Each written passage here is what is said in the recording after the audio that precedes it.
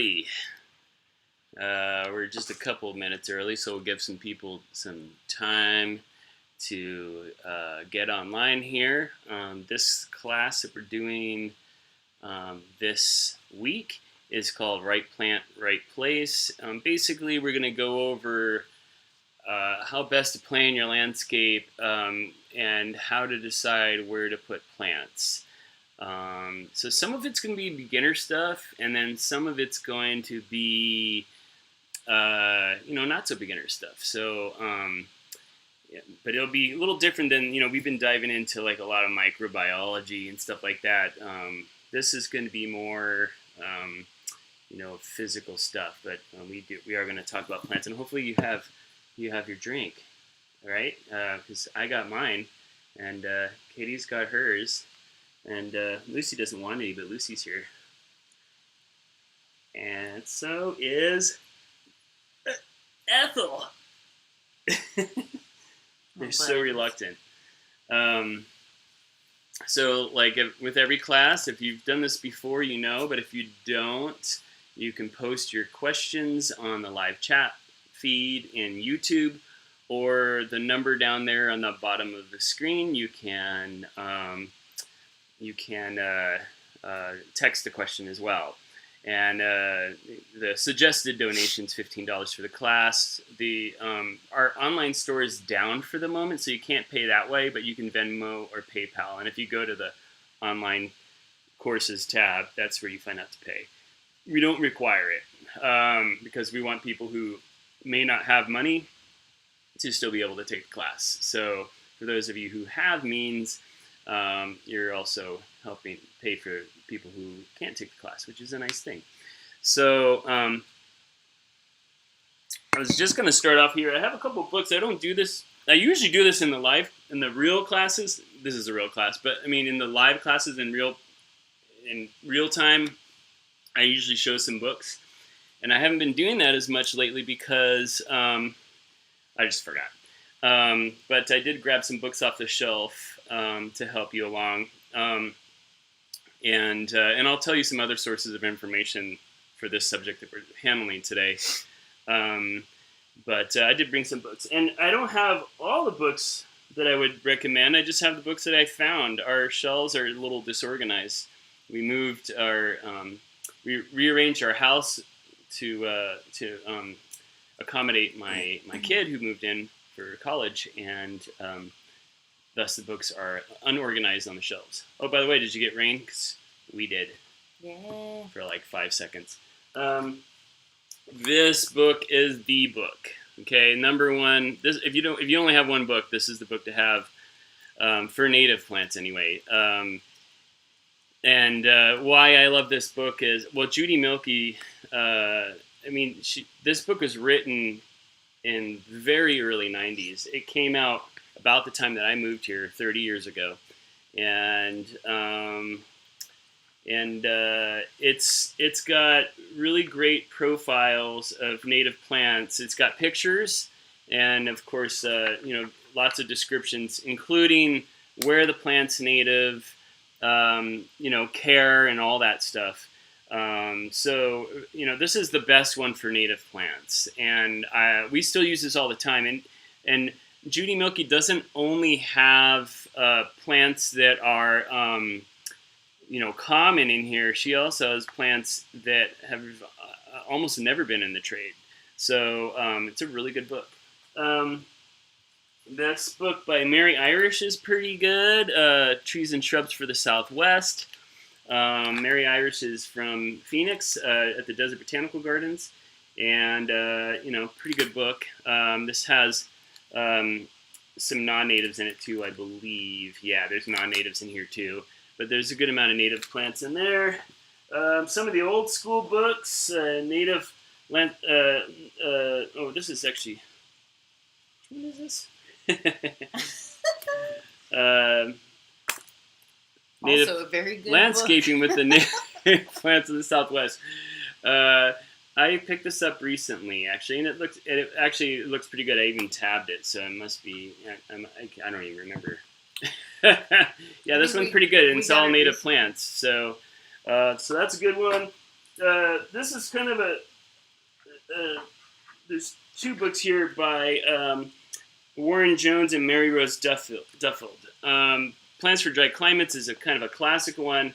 Not all native plants. Warren Jones is a famous plant dude from the University of Arizona, and he introduced a lot of plants to our landscape, a lot of native plants and some not so native. So he also wrote this giant book, Landscape Plants for Dry Regions, and this especially has a lot of non-native stuff, but a lot of stuff that's kind of unusual and cool. I'm sort of over Australian plants and African, trees and shrubs and stuff like that. Like, I'm kind of over it. Back in the 90s, a lot of us were excited about that stuff, but when you see the problems with introduced species and then they start taking over, like the African sumac, someone today messaged us on Google asking for an African sumac, so I had to very kindly let them know that they shouldn't really plant that.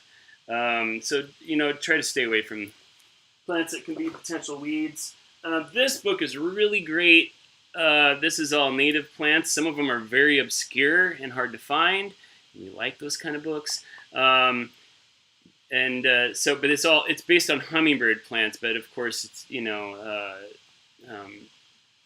most plants that are hummingbird plants are also butterfly plants. They're also larval food plants. They're also just cool plants. So this is a really good book, and it's very comprehensive. A lot of good pictures and a lot of unusual plants in here, all the way from, kind of the region that we really love to cover, like northern Mexico, California, Arizona, Texas, New Mexico, Colorado. You get it. This is another classic one, low water use plants. We have a lot of ex-lead books that we buy from the library. But this one has a lot of natives and non-natives too. That's kind of an old school one. And then on the subject of cacti and succulents, well, first of all, for native plants, this one is great. This one has less of the horticultural information, but it gives you distribution information, which gives you a pretty good idea of what they want. And they're cacti. Cacti are pretty much similar. Cacti and succulents are similar in their needs, but it's cool because they even have little distribution maps of where the plants are native. So these are all the cacti and succulents that are native to Arizona. So pretty cool. And then for just cacti and succulents in general, there's a lot of books out there. I like this book because it's pretty comprehensive. There's a lot of great horticultural information. The only thing is that anytime you're reading a book that's not from our region, then you have to sort of retranslate for our climate. And that is true about all the information you get on the internet and everywhere. If you're looking up a plant and you're trying to figure out its horticultural needs, you got to take a lot with a grain of salt. And we'll talk about that and where do you get that kind of information, or how do you figure out what a plant needs and where you should put it and all that. Let's start with the... let me get my thing up here. Whoa! That always happens before I get this on here. And just 1 second. There we go. And I'm just going to make sure I look over here and see. Just let me know if it's weird. All right. So this is called Right Plant, Right Place. And you've reached the class. So anyway, the agenda for this class is... number one, we're going to take a look at the aspects of a plant you need to pay attention to before you plant it. There's a lot of mistakes that people make, and they're very common, and people who've been planting a long time still make these mistakes. So we're going to go over some of those mistakes. What plant needs need to be addressed regarding location. We're going to go over that. We're going to go over planting so you don't get, the appropriate, so that you get the appropriate plant in the appropriate location. Have an idea about the basic forms of plants and that you're working with and how they are placed. We'll talk about seasonality, and we'll talk about plant characteristics that can be applied to your needs too. So I like to joke that I don't care about humans, and I kind of don't, but I do like to negotiate between the wild world and the human world, because I know that humans have needs, and I'm trying to get them to accommodate the wild. So I try to accommodate humans so that they accommodate the wild. So so some of you are probably on the same page as me, and you believe in that, and some of you may find that off-putting, but I'm much here an advocate for the wild. So, and we will talk a little bit about planting the water and a little bit about vegetable gardening. But we already went through that subject. So, as always, this class will be taught through the lens of wildlife-friendly perspective. So we emphasize native plants grown organically. We emphasize servicing pollinators and larval food plants, etc. You know this stuff. You know who we are. I'm just going to warn you that everything we're telling you, we haven't learned our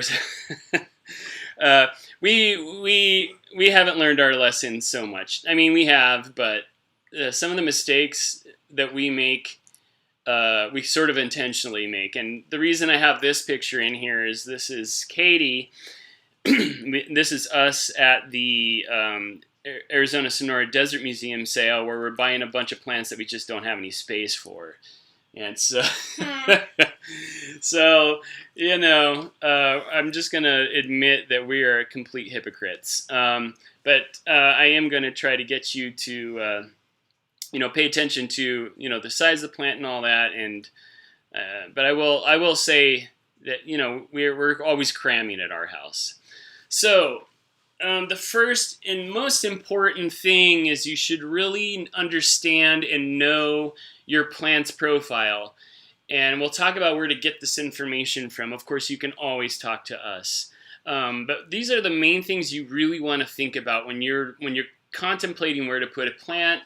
This may seem elementary to you, or it may not, but please bear with me when we go through these things, because you may think that this is elementary, but it's not. I mean, people make this mistake all the time, including us. So here are the things you should think about.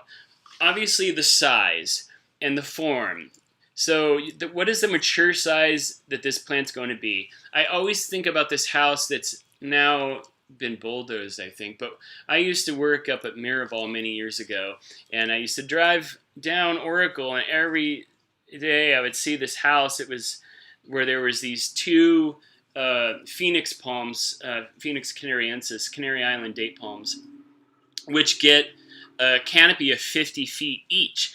But they planted them when they were young and cute, and so they planted one on each side of the doorway, and they haven't even reached anywhere near their 50-foot span, but they were like in the way of the door. So these people were trying to, trim the tree so that they could get into their house, but it was just like, wow. They just, I don't know what happened to those people, but I think their house got bulldozed, and now there's a strip mall or something. But I just always think of that house when I think about mature size of plants. And that might be an extreme example, but people do this all the time. They don't think about what the plant's going to look like. They think about what it looks like now. So they place it in a spot, and they think, oh, that's cute there. It looks really good. And they don't remember that, oh, this plant's going to get really big. So know the usual size that plant's going to become. And I say usual size because there is some fluctuation depending on growing conditions. Usually they can be smaller if they don't get as much soil love or food or water or whatever, or let's say you have flood irrigation like some people in Phoenix have, those plants can get bigger than normal. So water use, of course, is a very important thing to think about when you're placing your plants, and we're going to go over some concepts regarding water use. Obviously, sun tolerance is something too that you want to think about, and this is something that people often overlook, because again, they're planting something in a spot because they think it looks cute there, but they don't realize this plant maybe shouldn't be against a south-facing reflected heat wall. So know your plant's sun tolerance. Understand the seasonality of your plant. So I have the two bullets here. I divided evergreen, deciduous, and semi-evergreen from seasonality, but it's all kind of the same subject. Some plants are evergreen and they're green year round, and that may be an important function in your landscape if you want to shade a wall or something. Or maybe you want a deciduous tree in a spot where you want the summer shade, but you want the winter sun. Some plants are semi-evergreen. They don't totally lose their leaves. And then some plants go dormant in seasons that you're not expecting. So let's say you're a snowbird and you are here in the wintertime. If you plant a deciduous plant, that plant's going to be dormant most of the time that you're here. Conversely, there's plants that are dormant in the summertime, and if you need that plant to look really good in June and July, don't put a wolfberry there because wolfberries go dormant in June and July. So know the seasonality of your plants. Also know the hardiness of your plants too. And there's when I say hardiness, I'm kind of referring to two things here. One is the cold hardiness. We live in a place where we have a large palette of plants that we can plant in Arizona. Why is that? Because we live on the edge of the tropics. We are subtropical, which means that we can grow a lot of plants here that are on the edge of their place where you can plant them because of cold. So there are some plants that are on the edge, and you should plant on a south-facing wall that stays a little warmer, or you may need to cover it in the wintertime. So that hardiness is something to consider. And then conversely, summer or heat hardiness is something to consider too. And this is less common, but there are people who want to grow things like an emery oak in Tucson. And an emery oak will grow in Tucson, but you have to kind of baby it through summer, especially its first few summers.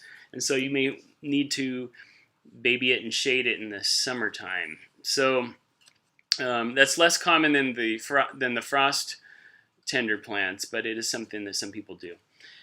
You want to pay attention, obviously, to its fruiting and flowering season, not only for human use, but you may think about if you're trying to satisfy pollinators, you may want to think about the seasons that your yard is lacking flowers, because if your yard's lacking flowers, it's lacking nectar for the various pollinators that are coming through your yard. So a big mistake people make is they plant everything in fall. And what are they going to plant? Things that look really cute in the fall, right? Well, what happens if you do that? Well, your landscape looks really good in the fall every year, and then the rest of the year, maybe it doesn't look that good because you planted stuff that's fall blooming. So you want to extend your flowering season and your fruiting season, both for wildlife and for humans. And speaking of humans, you may want to know the resources that your plant has for humans. Is it edible? Is it medicinal? I don't care about that, but a lot of people do. Is it providing shade for you at the right time of year? Those are all resources for humans. We already discussed resources for wildlife, but is it a nectar plant? Is it a larval food plant? Is it used by bees? I noticed every year, and I took a video of it actually yesterday, of bees collecting pollen from saccaton grass. So grasses are not bee pollinated; they're wind pollinated, right? But the bees were collecting pollen from it, and that's something actually I've been meaning to talk to an entomologist about, because I don't know what that's all about. But anyway, because most insects go after a nectar reward, so they go collect nectar, and the pollen comes on them as a result of that. But these bees were collecting pollen on purpose, and I know that there's there, at least with the non-native honeybees, they're collecting pollen for royal jelly and what it was the pollen. Oh, it's called bee pollen. But I don't know that I never knew that they did that with grasses, so that's something I need to look up. And know the names, and even if you have to write them down, write down the botanical name. And why do I tell people to do that? Because if you're looking up a plant and you just look up the word crucifixion thorn, you know how many plants are called crucifixion thorn? There's so many. So you will get the wrong information if you just write down a common name and you look up a common name. So know your common and botanical names. All right. So that's just some basics on knowing your plant's profiles. Where do you find out this information? Some of the books that I already kind of showed you in the beginning, but I also use SignNet is online, and it's really kind of a botanist tool, but it can be useful for you as well. If it's a native plant that occurs in our region, it's going to be on SignNet. And the website's there if you can read that. It's swbiodiversity.org. And you can type in the name, or you can actually just Google the botanical name plus just write SignNet, and the link will show up. That's what I do. What the information you will get from SignNet, you won't get horticultural information. It won't tell you like plant this plant in full sun or whatever.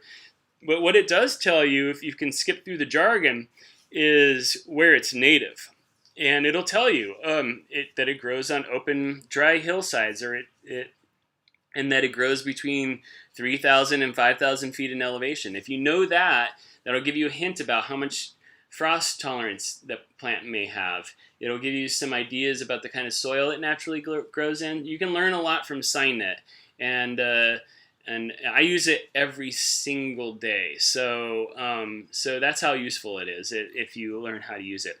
Spend time in local nurseries and talk with the people at the nurseries who are willing to share.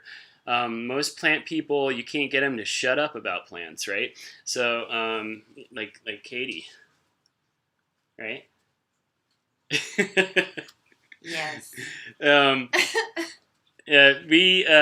We love talking about plants. So talk with plant nerds at the nurseries. Go to the various gardens. The Arizona Desert Museum is known for the animals, but it actually has one of the best plant collections in the world for our region regarding Sonoran Desert. And so if you want to see how to use native grasses in a way that's attractive, go to the Desert Museum. And if you look at that and you say, oh, that's ugly, you just move away. You don't like this place. But it's beautiful. The Desert Museum's beautiful, and you can see good examples of how to use native plants. Tohono Chul is really good too, and the Tucson Botanical Gardens. Boyce Thompson Arboretum in Superior? I'm not sure. Yeah, I think Superior. And near the Superstitions. And then Desert Botanical Gardens in Phoenix. But visit places that have really good examples of native plants and how they're used. The Desert Museum is my favorite. I love going to that place. And I don't ever steal seeds from them. Never. Also, go hiking a lot. If getting to know what the plants do in nature will also give you a very good idea of what they will need in your yard as well. So spend a lot of time hiking, and why not? It's a very wonderful habit to get into. There's lots of blogs out there. Follow plant nerds on social media. There's a lot of them. There's a surprising amount of nerds out there, and we all got to know each other over the course of the last 20 years or so, with the internet really, taking a jump. You used to be, if you were into something obscure, that you had to mail.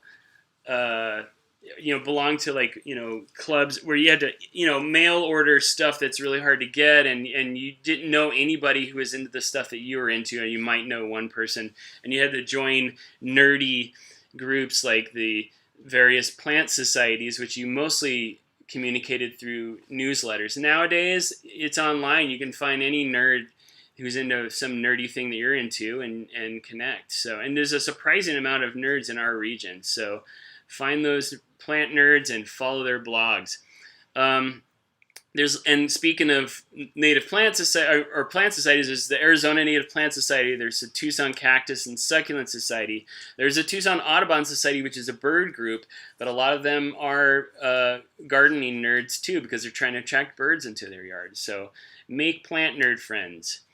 All right, so let's just roll through a couple of profiles to give you an idea considering a plant and the kind of things you would think about. Right here, I got a picture of the desert hackberry, Celtis ehrenbergiana.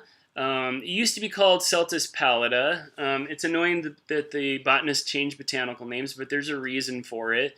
Botanical names reflect evolutionary relationships between species, and that's why botanical names change, because as we're getting more and more evidence about what's related to what in nature, because we can look at their genes now, and so the genes of all these species give us data about what's related to what. So that's why the names change, and that's oversimplifying that. But anyway, if you ask for the old name, most people will know what you're talking about. In fact, if anything, if you ask for the new name, a lot of the nurseries won't know what you're talking about. But anyway, this plant is usually a large shrub. Typically, it gets about 8 feet tall and it's about 10 feet wide. They can get a little bigger if they're in a very, well-fed situation. They can be a small tree, maybe to even 15 feet. But typically, it's going to top off at about 8 feet. And it takes a little while to get there. It's not the fastest growing plant in the world. It's not the slowest either. One of the other things you might consider when you place a plant in your landscape is it getting more resources than it would normally get in nature or less? If it gets more, it might grow faster than you expect it to. So a good example is the ironwood, which is reputed to be slow growing.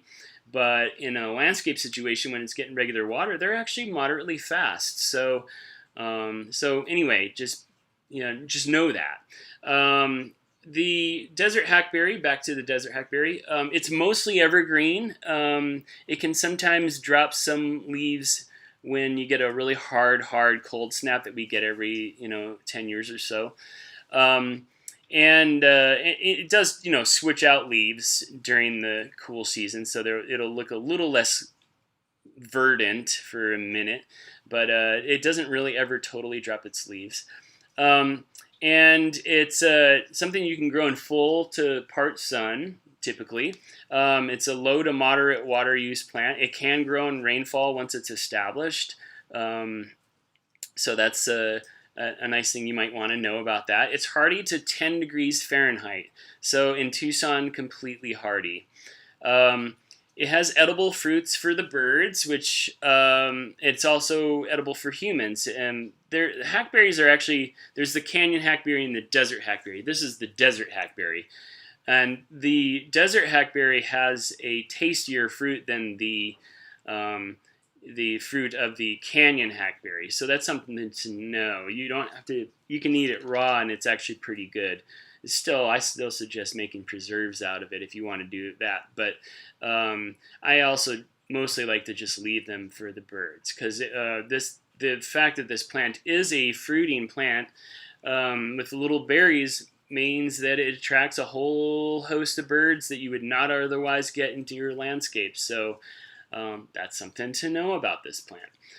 It's a larval food plant for 4 species of butterflies that I can think of right now. Probably more, but there's 4 that you can dependably see. It's a nesting plant because of its craggy growth. It's a place that birds feel protected in, so they like to build nests in it. And the flowers are nectar rich, so when it's blooming, long before the fruits come on, the blooms come first, obviously, and you'll hear it when it's blooming. The flowers are kind of insignificant; they're not that big, but you hear them because you hear the bees all over them. So there's a good example, right?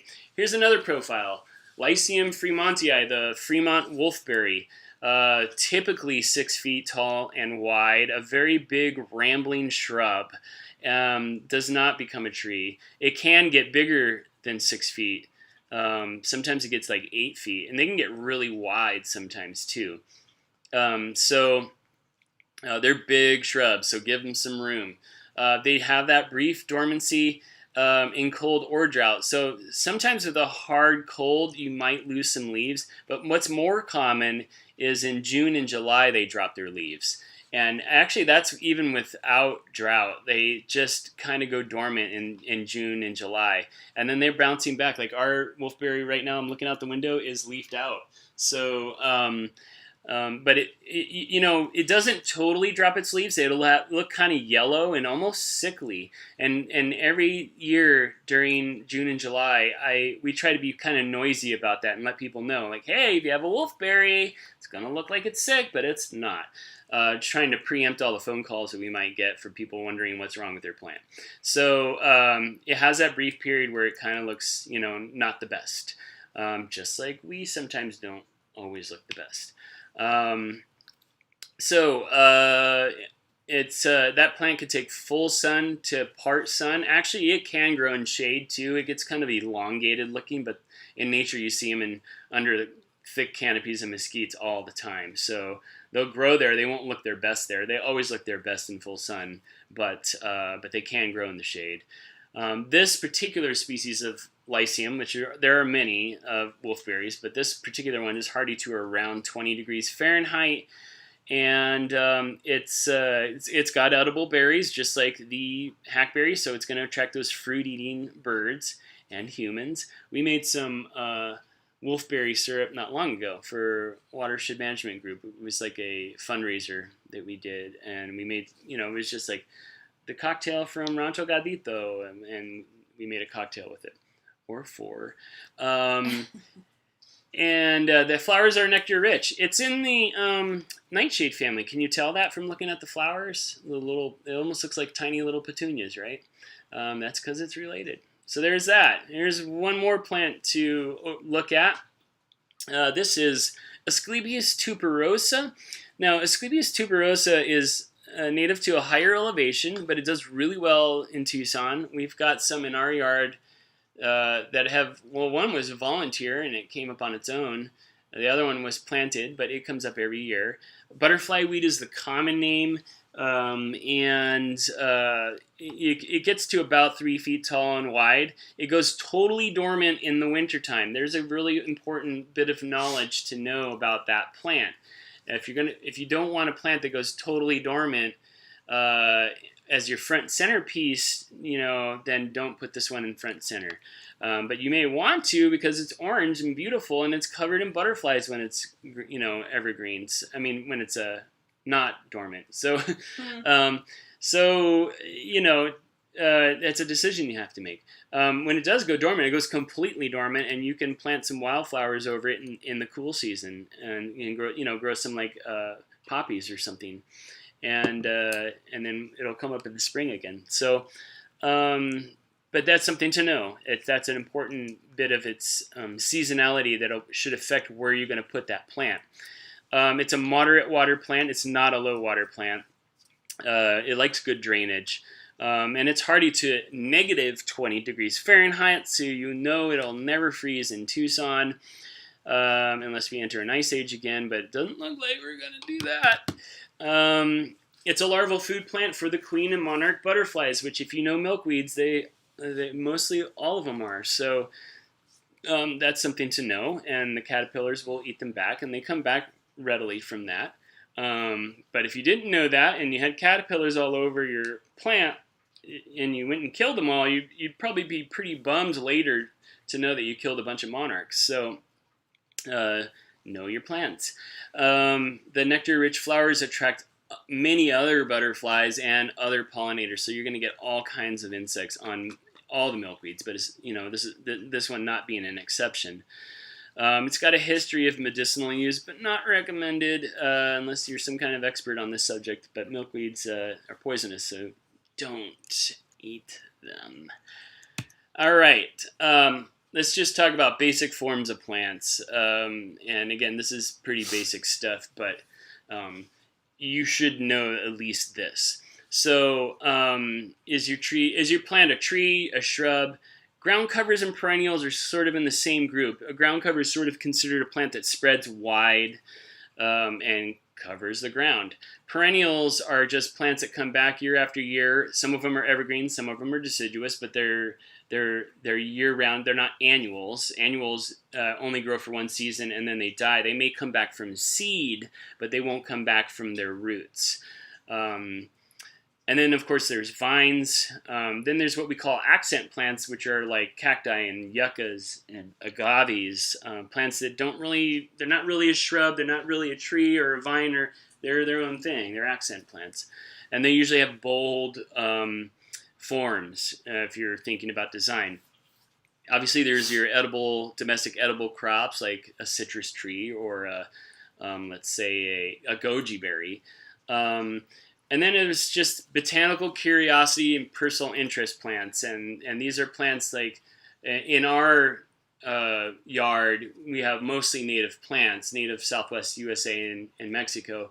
But we have our little botanical curiosities. And when I say personal interest plants, they're just plants that we're growing because we're interested in them, and they may not be edible. They may not be native, but the one line we draw is no plants that are invasive. We stay away from anything or potentially invasive. So anyway, this is a picture from Brad Lancaster's. What's the name of his book? I should have that here. Brad Lancaster's book. It's a book on permaculture, and the name escapes me at the moment. Harvesting Rainwater? No, that's his website. But there's a website, harvestingrainwater.com. Anyway, he said I could use this for our classes and stuff, and he very much wants us to promote this. But this is the watering zones that we generally use in our region. There are three.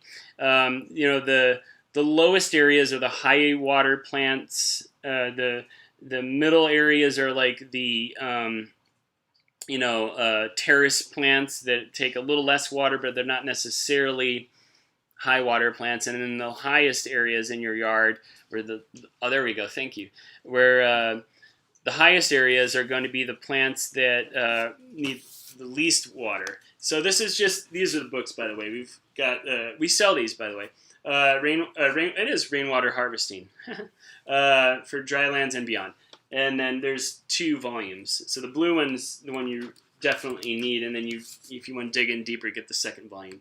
But it's full of information about how to harvest rainwater and how to plan your landscape such that you can get your landscape to depend only on rainwater if you plant the right kinds of plants and you plant them in a way that they are found in nature. This sort of planting is just following what nature already does. When people ask why, well, this plant's native, why does it use more water? Why do I have to water this thing more than the jojoba? And the reason is that in nature, our landscapes are not flat, and because we live in a dry landscape, water will go down into low areas and persist in certain areas because of the geology of the area and the flora of the area, and so they'll stay wet. In other areas are going to be bone dry year round, and so that sort of determines the needs of those plants. So there's understanding the plant and what it does in nature, and then scaping your plant out. And that's actually the first thing we do when we plant stuff, which I think I have some pictures of in here. The first thing we did in this house is grade everything so that the water goes away from the house and towards where we want plants. That is the very first thing you should always do. So that's even before you decide what you're going to plant. You decide where you want plants and why. Here's zones organized by use. So this is, in addition to where the water goes, you might also think about how much you're going to use a plant or look at it. And so, like the plants that are in zone 1 in this picture are plants that are going to be looked at the most. It's maybe the area that you walk in every day or hang out in every day. And then zone 2 might be I just noticed this house is a very nice house. They have a tennis court. Wow. I wonder how many people are watching have a tennis court. Anyway, sorry if you are wealthy and I'm laughing at you with the tennis court, but Jesus Christ. Let us borrow it. So anyway, you only hang on the tennis court a little bit less than you do the pool, right? So maybe those plants will be a little less attention type plants than zone 1. Zone 3 and 4, you're going to be visiting maybe once a week, and then there's zone 5, which you rarely go out into. So this is a very privileged person, but you get the idea. You apply this knowledge to your own use. Like we are not this rich. We do not have a tennis court or a pool. We might make a pool out of a stock tank. Yeah, a stock tank pool. You know, the hippie pool. Yeah. Anyway, you want to put the plants that you're going to be paying the most attention to, and you might not have all native plants, right? Your grandma gave you a rose. I love to use that as an example because it's an example of that we have in our yard of plants that family gave to us. We're not going to be jerks and say, I don't want a rose. I'm too cool for a rose. No, take care of the rose. Your grandma gave it to you. So you take care of that plant, right? And it needs to be closer to where you're going to be seeing it every day so that you don't forget about it and then it dies. That is very common. If it's out of sight, it's out of mind, and people forget and then the plant dies. That is very, very, very common. So don't do that. This is us planting the water at our house. That's our friend Sean. So this is when we first moved in. And that bed that we're digging right now is where there is now a muckroot tree and some native plants and stuff. In fact, that muckroot tree is right behind me, digging there. But anyway, this is the first thing we did in our landscape. We did it in a very comfortable time of night. That was summer. Don't do it when it's so hot out. Know what's in the ground in your soil, and this is changing wherever you live. It changes wherever you live. Not every place is the same. In fact, not every spot in your yard will be the same. Some people have caliche, some people don't. Some people have very clay soil. Some people live near a wash, and part of their yard is very sandy. So you need to dig around and know what's going on in the ground there. That is going to determine what plants you can plant. This is real caliche. Caliche is not just rocks. Some people encounter a couple of rocks in their yard and then they're like, I got caliche. That's not caliche. Caliche is a thick layer of calcium carbonate, which is concrete. Basically, is the same thing as concrete, and it occurs in two ways. One is it's just parent rock, but in old sea bottom. The other is just years and years of shallow rain, and where the rain stops is where the sediments build up, and then it causes that hard pan or caliche. It's literally concrete, calcium carbonate. So, if you have this in your yard, you have to do something about it. You need to rent a jackhammer or something, and make sure there's drainage. That's the biggest issue with caliche. Plants that don't like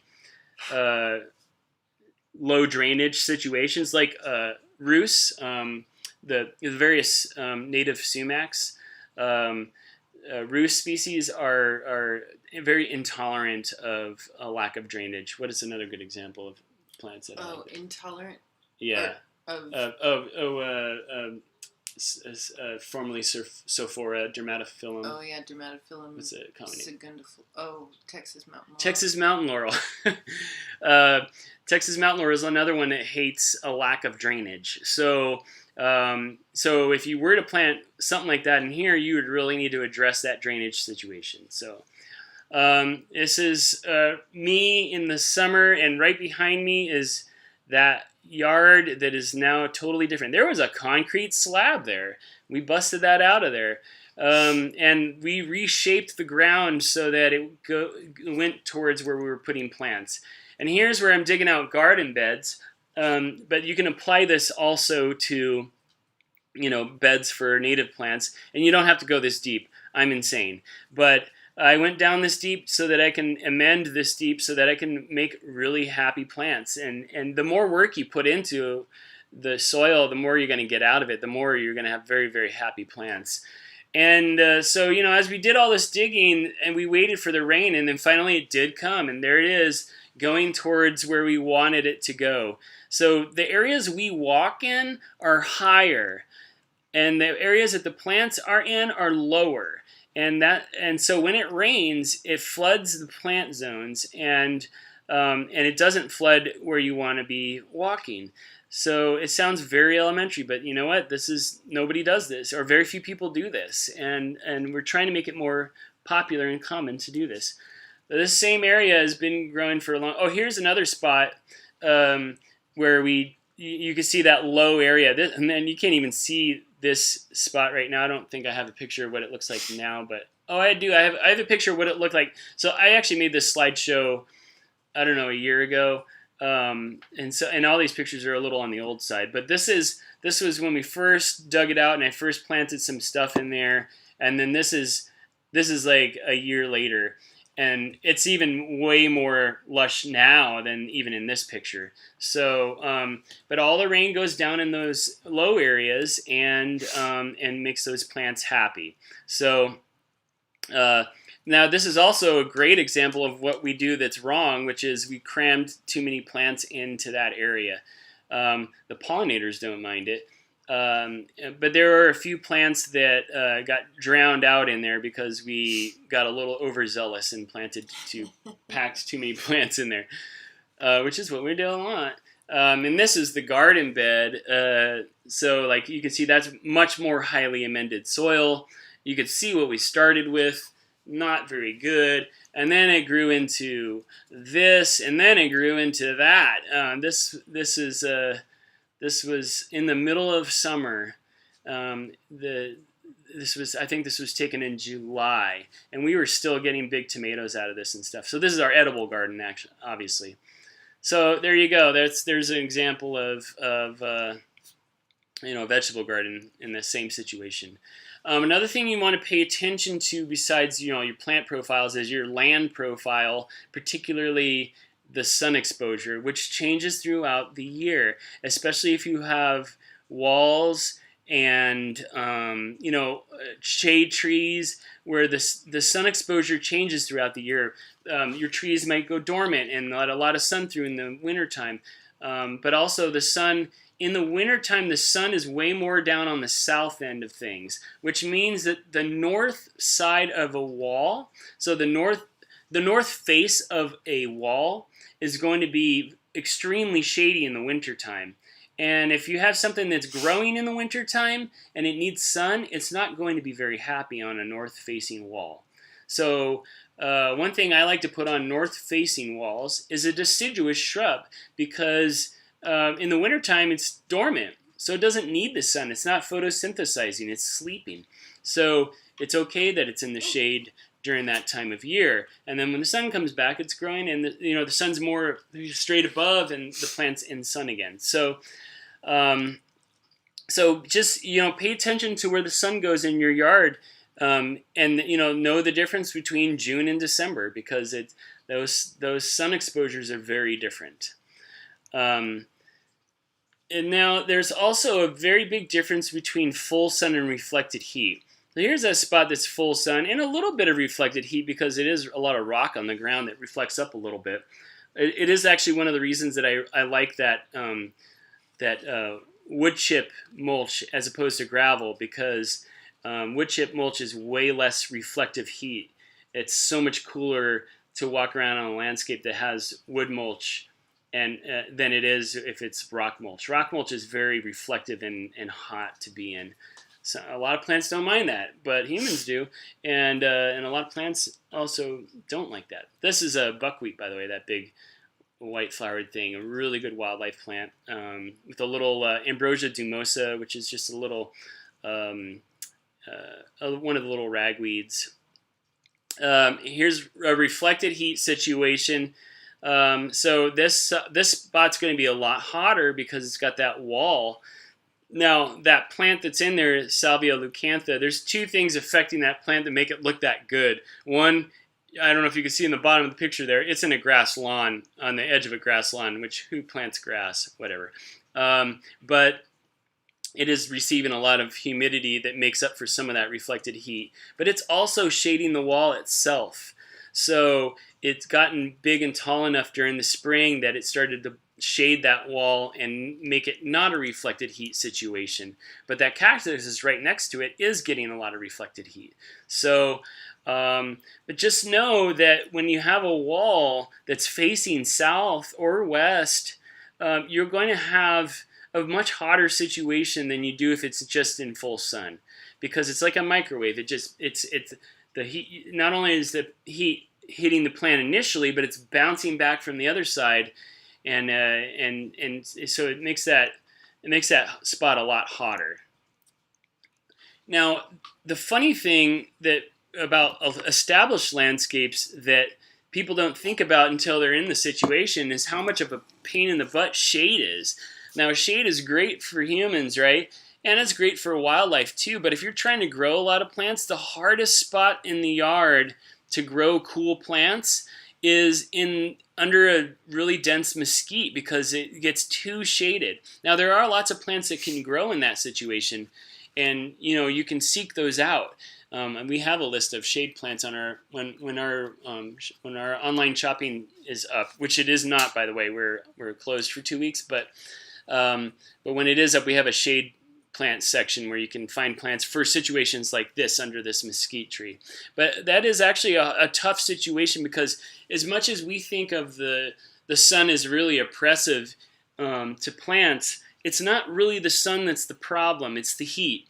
And so plants mostly really love the sun, and they want it. That's what makes them grow and look good and bloom and all that. So don't overshade your yard if you want a lot of plants. If you're just trying to find shade, fine, plant a ton of mesquites.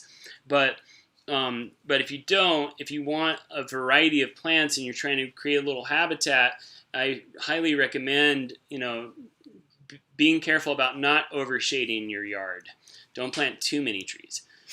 Now this is a funny picture, because this is like one of our first plant sales, and it was indoors at what was it called? Cultivate. Yeah, Cultivate, which is this semi-annual sale that they do. Anyway, the reason I'm using this to illustrate this point, not all plants are always available all the time. And there's many things that are affecting when plants are native. And when you're trying to decide what to plant, you have to consider when those plants are available too. And sometimes you'll get a plant at a certain time of year, and you may not be ready to plant. Now, you can plant most plants most of the time, but there's considerations, obviously. So like if you plant in that right now in the summertime, it's hot out, you have to water it every day for most plants. And so luckily right now it's, we're going through a pandemic and most people are home. So you can spend the time on them. But the point here is that, whatever you're planning for your landscape, you do have to know that not all plants are available all the time. In this picture, there's actually a plant called Lagacia decipiens, our doll's head. It's a really cool plant. It is really a cranky plant in containers, and therefore it's not often available. We've had it in the past, but it's difficult to grow, and we're trying to figure it out. But it's sporadically available, which means that if you were really set on that plant, you might have to let go of that if it's not available. So just know that plants aren't, because they're living things and because we're dealing with nature, it's not like Walmart where everything's available all the time. This is real. This is nature. Well, and also it means if you see something you've been looking for, you should probably scoop it up as long as you can deal with it in the amount of time. Yeah. Before if you can get it planted in a good amount of time.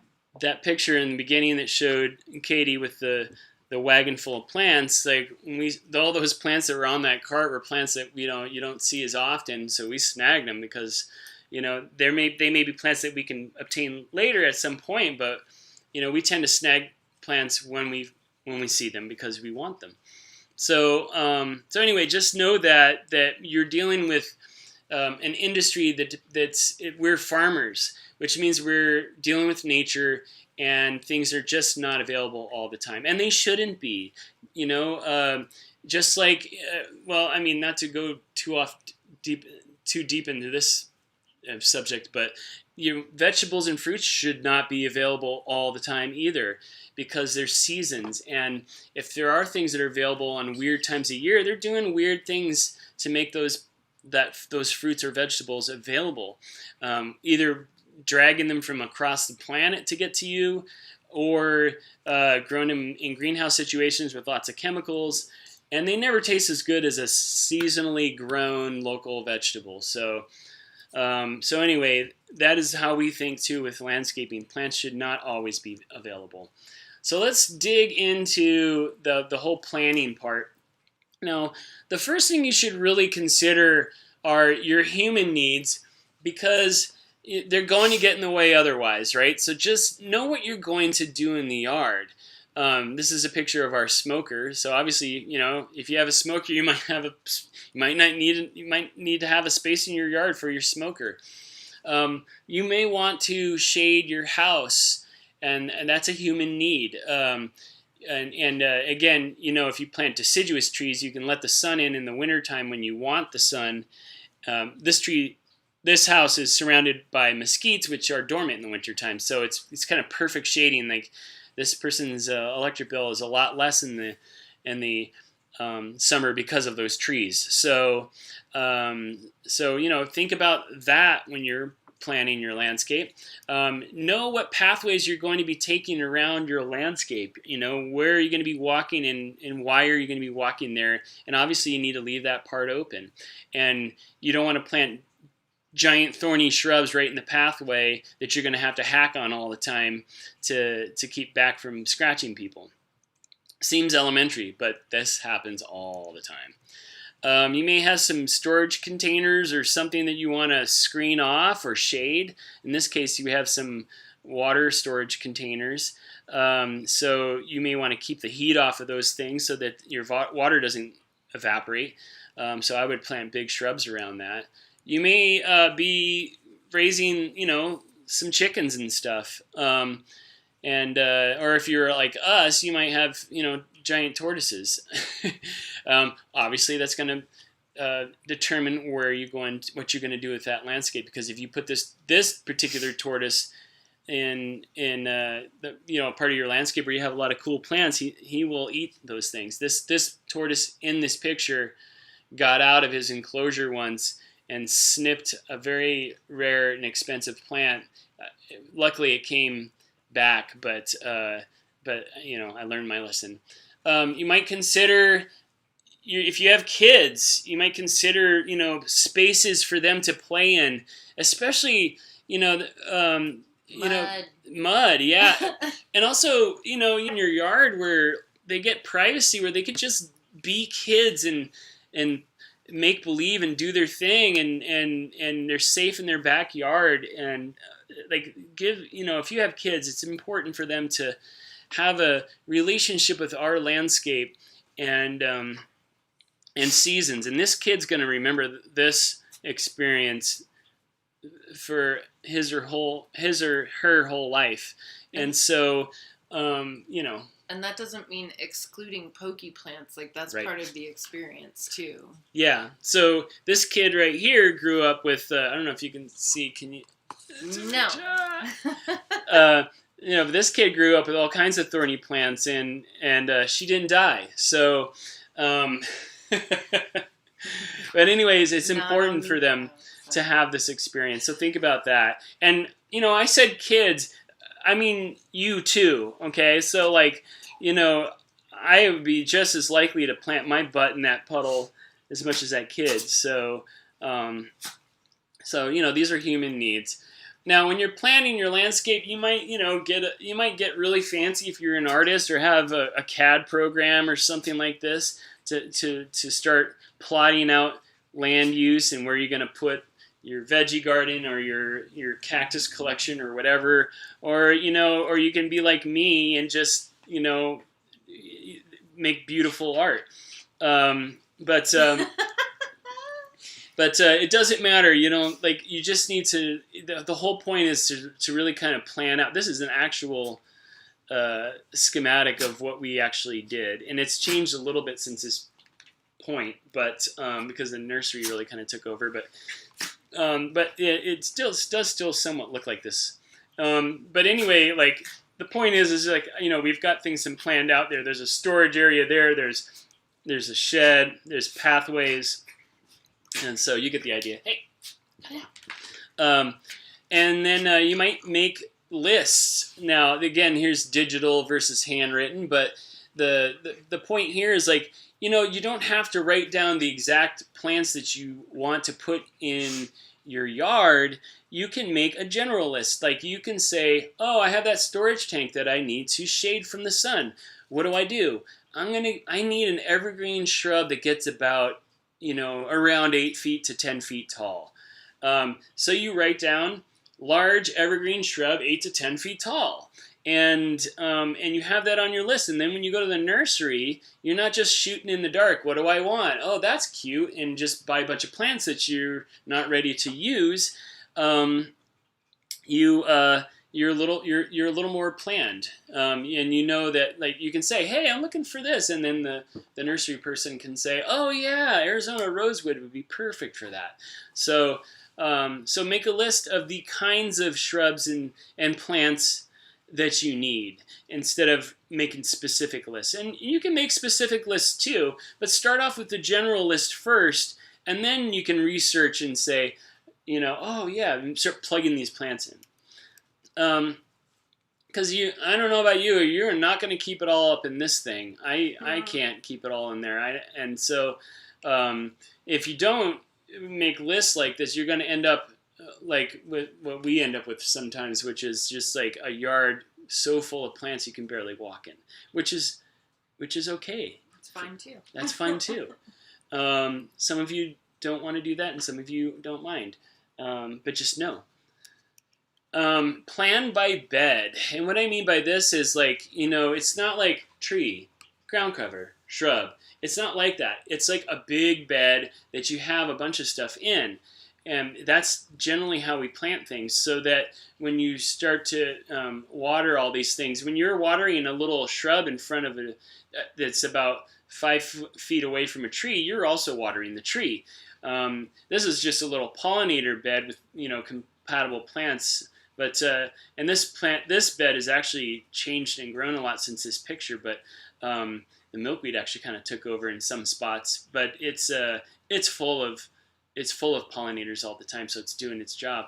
But anyway, it's a whole bed, and that's why I think of it as, I don't think of it as like, oh, I got this plant here and that plant there and this plant here. I think of it as a general bed, and then I know, oh, I have about a foot left of space in this one corner. I can stick in a little thamnosma or something, whatever. You know, and pay attention to what's going to go dormant, because some of those plants in this picture are going to go dormant. So this bed will not always look the same. And what do you do in those spots where the plants are dormant? Well, we got annuals. And so we have a lot of really cool season annuals. And when a lot of those plants are dormant, you can sprinkle wildflower seed under those plants and around those plants to come up when they're dormant, so that the yard looks pretty year-round. And that little bit of water for most plants that you're feeding these wildflowers is actually good for those dormant plants. So there's just a nice little thing you can do for that. Also, you know, always pay attention and think about the wildlife, because there's always wildlife. And so, you know, think about the canopies in your tree, you know, like where the birds are going to be nesting. I put this yucca picture in here because this would be a good spot to put a bird feeder nearby, because the birds can land safely in those protective yuccas, and then go to the bird feeder, make sure there's no cats around. And that is an issue. You know, we have a lot of, even if you keep your cats inside, there are feral cats out there, and they will kill your birds. And so if you give them a nice perch to you know, scope out the birdseed area, make sure it's safe, that's a nice thing to do. So, think about the canopies and then what birds might want below those canopies. Isn't that a cute little gnatcatcher? It's one of my favorite little birds. All right, this is a pet peeve of mine. When people plant giant muley grasses in small spaces. Now this one's in the right spot, and I don't think I have a picture of when it's planted in the wrong spot. I need to go and take pictures of that. There's plenty of examples. Yeah. Downtown, if you drive downtown near, what's the hotel on Broadway? If you drive down Broadway right downtown, as if you're leaving downtown, there's that new hotel. The AC. The AC Marriott. Yeah. So they planted these really nice Muhlenbergias, but the problem is that they planted them in the space between the sidewalk and the road. There's only like a foot there. This is a grass that gets 4 to 5 feet tall and wide. And when you let it grow that big, it's gorgeous. It's such a cool looking accent plant. But if you plant it in that 1 foot space, what's going to happen? What do? They have to hack at it so people can walk by. So that plant always looks terrible. And what do people do? They say, "Oh, that's a terrible looking plant." They blame the plant. And it's not the plant's fault. It's the designer, or lack thereof, who didn't plan correctly, and they put a plant that's too large for a space that's too small. This is, of course, a mistake I make all the time in my yard because I'm cramming too many plants in the space. But try to avoid this if you can, because it's really nice to let this plant reach its potential and look really good. And so, try to give every plant the space it needs to grow. And again, that sounds elementary, but what people do is they plant things to look good at the moment that they plant them. So that little grass is, it's only about a foot wide when you plant it, or a little less than a foot, and it looks cute when you first plant it, right? And then it grows and grows and grows, and then becomes a problem. Here's another little thing you can think about doing too that I love pushing, is mixing native grasses with wildflowers. And this is, this is basically like a little backyard grassland. Now, if you think that we don't have grasslands here, well, you're wrong. We do. We have a lot of very different types of native grasslands in our area. Even in the low desert, we have areas where native grasses are dominant. And so the native grasses are extremely important to wildlife, and they're also really important for soil. They prevent erosion. They also dig down into the soil in a different way than dicots do. Grasses are monocots, and it's a group of plants where their roots don't swell, and they grow very differently than dicots do. And they're very compatible because in nature they always grow mixed in with perennial plants, as in this picture, which is a picture actually from, I believe, Austin, Texas. But those are some native milkweeds, a couple different types of native milkweeds mixed in with some grasses. And this is beautiful when it's covered, they'll be covered in butterflies, and people stop and look and try to identify the birds and butterflies that are in the little mini grasslands. I think this is a good thing to do. You can also create dividers, in your yard with more than just shrubs and trees. You may, make little walls, or in our case, we actually started shading our veggie garden with these bamboo poles, and it's very light shade. We don't like to shade our garden too much, but we took it off of a 30%. It's actually less than 30% because it's an old 30% shade cloth that's all kind of beat up. But it just takes a little bit of the intensity off the garden. But those poles also serve to grow vines on and stuff, and it gives you more opportunity to grow cool plants. There are a lot of really cool plants out there that are vines, and you don't always have a lot of opportunity for vines in the landscape. So making some cool dividers and stuff, if you have the space, is a really useful thing to do.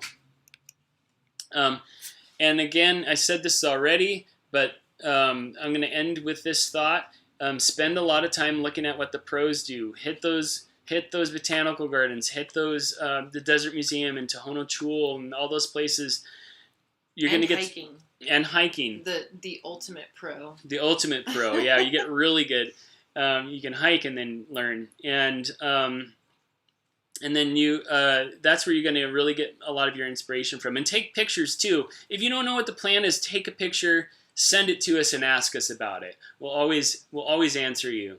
And even if we don't know what it is, which is rare, I will stay up all night trying to figure out what it is. So, send a picture and let us know if you have questions about any particular plants and what they do, what their season is, how big they get, what do they need. We will help you with that, and hopefully we've given you enough resources to make some of those decisions or find out some of that information for yourself. But we don't mind answering those questions because that is our job. So that's it for the moment. I'm gonna take a sip of wine for a minute, but if anybody has any questions, let us know. This is a very watchful class this time. Mm-hmm. Less questions and more just paying attention. But let us know if you have any questions about any of the subjects that we tackled today. And I'm drinking wine. You can even hit us up later. Yeah. Email us, text us, whatever. Yep. We get it all the time. So especially now when we can't talk with you in person.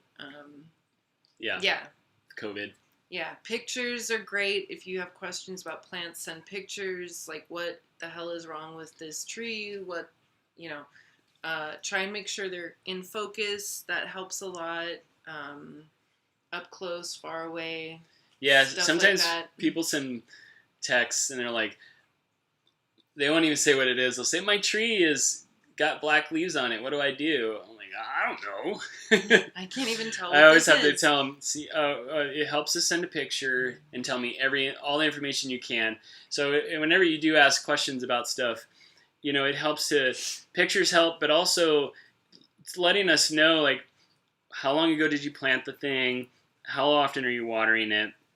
Give us some data to work with, and then we can usually figure it out. Yeah.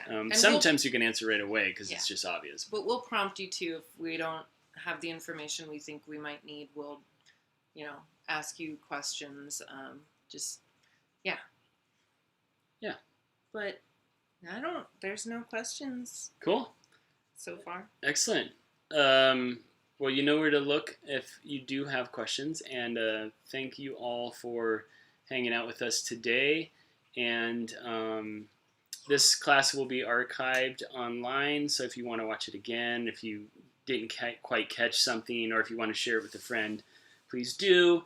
Next week is what class? Hold on, I can tell you in a second. Let me just do this weird forever mirror thing for a second. So, next week is going to be wildscaping in Baja, Arizona. So that's going to be all about growing for the wild things. And then there's 2 more classes after that are by us. There's Weird Plant Loving, which is all about weird plants, mostly succulents and cacti, but just bizarre plants, that for nerds. And then we're going to do a fruit tree class, which is a little different than our veggie and herb class that we did, because we're talking about large perennial trees and shrubs and vines. So and fruiting trees, like, will that have like chill hours? And yeah, we'll talk about chill hours, tropical fruits. We'll talk about there's differences between different types of fruit trees. And then there are a couple of classes that are, if you go to our online classes page, that are being taught by Strategic Habitat Enhancement. Carrie Ann Campbell. They're doing a food plant class and a different a pollinator class. So and Neff from they're doing the food one. Oh, okay. Yeah, Neff's doing the food one and Carrie Ann's doing the pollinator. Cool. Yeah, so that's all online on our web, and that's going to be different. You're not going to go to the YouTube live chat. You're going to be doing they have their own system. So just for those 2 classes. But there's links on our website for those 2. Definitely check them out. Yeah. They're good information provided as well. Yeah. So thanks for hanging out with us, and we shall see you next week. Bye. Those are my thumbs.